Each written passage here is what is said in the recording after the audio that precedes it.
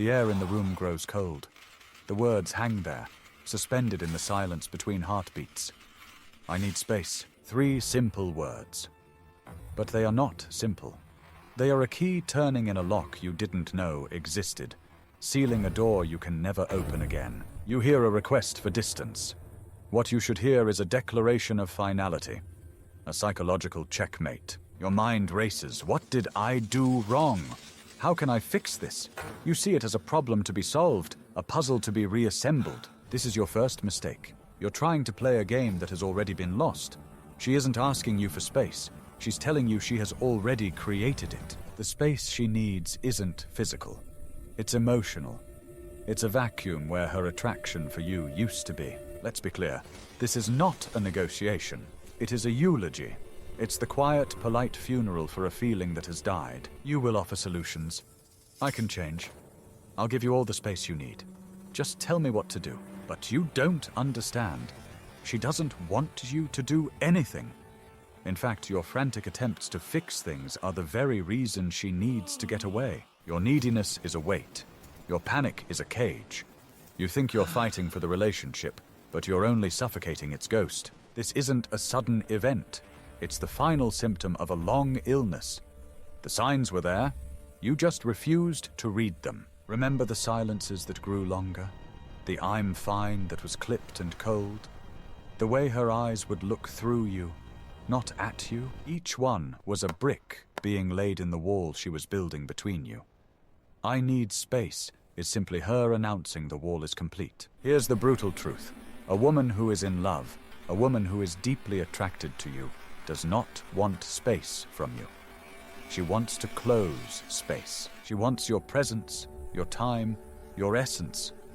Her biology is wired to seek proximity to a man she desires and respects. When that wiring is reversed, when proximity feels like a chore and your presence feels like a pressure, the circuit is broken.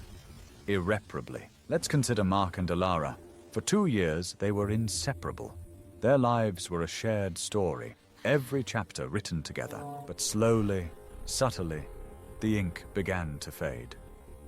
Mark, comfortable and complacent, didn't notice. He kept writing his part of the story, assuming she was still writing hers. He missed the small things. The phone calls she started letting go to voicemail. The way she'd flinch almost imperceptibly when he reached for her hand. He saw her quietness as tiredness, her distance as stress. He was translating her new language through an old dictionary, and the meanings were all wrong. Then one evening, the air grew cold.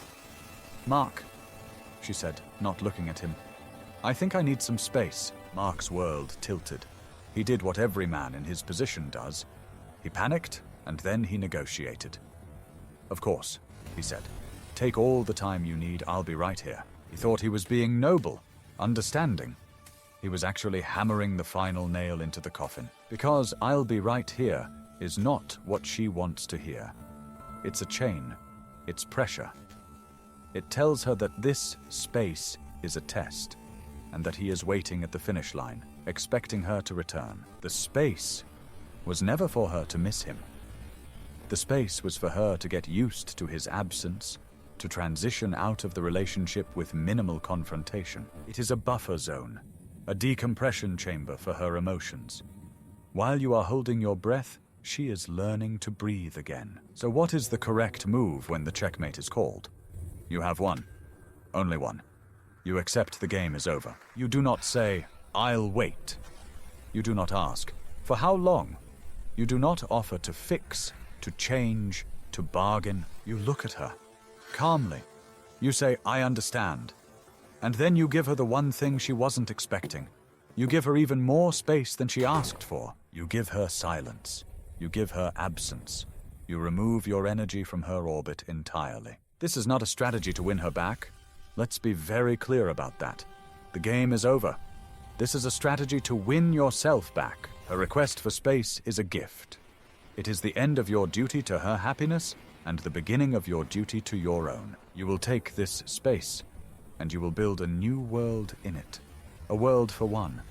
You will fill it with your own purpose, your own strength, your own silence. Because here is the final, paradoxical truth.